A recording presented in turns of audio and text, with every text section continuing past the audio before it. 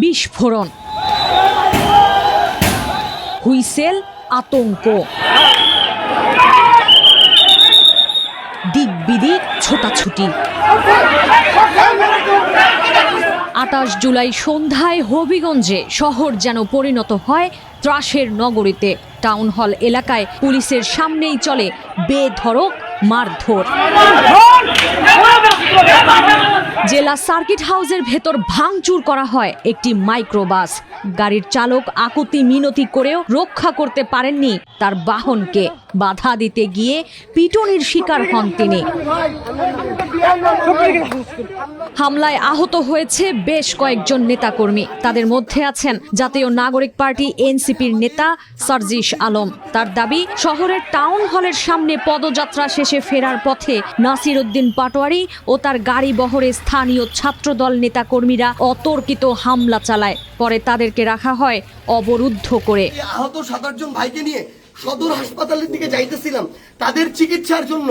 তখন সদর হাসপাতালের সামনে ওই ২৪শে জুলাইয়ের সময় যেমন খুনি বাহিনী যেভাবে আক্রমণ করছিল হাসপাতালের গেটে, ঢাকা মেডিকেলের গেটে, ওইভাবে আমাদেরকে খুনি বাহিনী এইখানে ছাত্রদল যুবদলের সন্ত্রাসী ক্যাডাররা, জিকে গাউসের ক্যাডাররা, তারা আমাদেরকে আক্রমণ করে হাসপাতালে পর্যন্ত ঢুকতে দেয় নাই। এখন আমি যখন আমার ভাইদের নিয়ে যাচ্ছিলাম তারা আমার হাতে পর্যন্ত রড দিয়ে বাড়ি মারছে, ইট মারা শুরু করে, এরপরে রড থেকে শুরু করে যত ধরনের তাদের লাঠি সোটা এগুলো তারা মারা শুরু করে।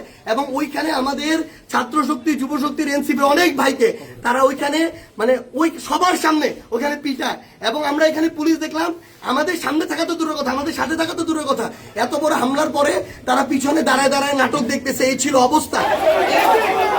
হামলার অভিযোগ নাকচ করেছে জেলা ছাত্রদল। তাদের অভিযোগ, আজমিরিগঞ্জে শহীদ মিনারের সমাবেশে এনসিপি নেতারা বিএনপি নেতাদের নাম উল্লেখ করে গুন্ডা বাহিনী বলে বক্তব্য দেন।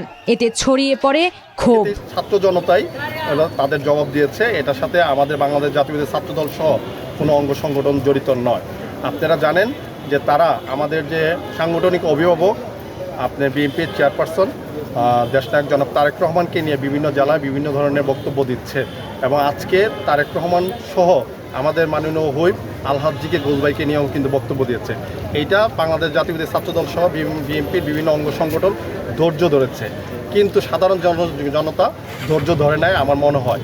কিন্তু এর পিছনে কোনো সংগঠনের যুগসত্য আছে কি না সারা বাংলাদেশে আপনারা জানেন যে একটি সংগঠনের নারী গঠিত ঘটনাকে ধামাচাপা দিয়ে কারণেই এটা সাজানো নাটক হতে পারে বলে আমার বিশ্বাস। এটা আরও ভিতরে ঢুকলে আপনারা এটা সত্যতা পাবেন। হবিগঞ্জ সদর মডেল থানার ওসি জাহিদ হোসেন জানান, এনসিপির পদযাত্রা শেষে ছাত্রদলের নেতারা বিক্ষোভ করেন। উত্তেজনা দেখা দিলে এনসিপির নেতাদের উদ্ধার করে পৌঁছে দেওয়া হয় সার্কিট হাউসে।